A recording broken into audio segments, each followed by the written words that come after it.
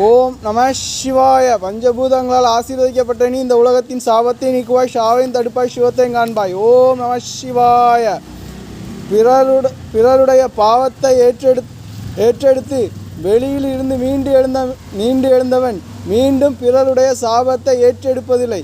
அது இறைவனின் வார்த்தை என்றால் சிவநாமம் உச்சரிப்பது தாய்மை குணம் என் கண்மணியே.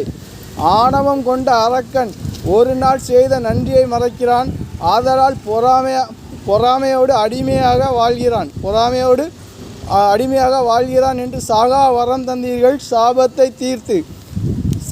தீர்த்து காலையில் எழுந்து சிவநாமம் உச்சரித்தால் உலகத்தாரின் அன்பையும் கடந்து வந்த பாதையும் உணர்ந்து நின்றால் இருதயத்தின் ஓசையும் உடலின் நேர்பாதியும் காண்பது உந்தன் அடையாளம் என் கண்மணியே.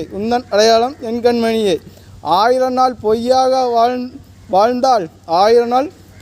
வாழ்ந்தால் அதற்கு பெயர் வெளி என்றால் வாழ்நாள் எல்லாம் உன்னை காண்பதும் உனக்காக உண்மையாக இருந்தால் உலகத்துக்கே நீ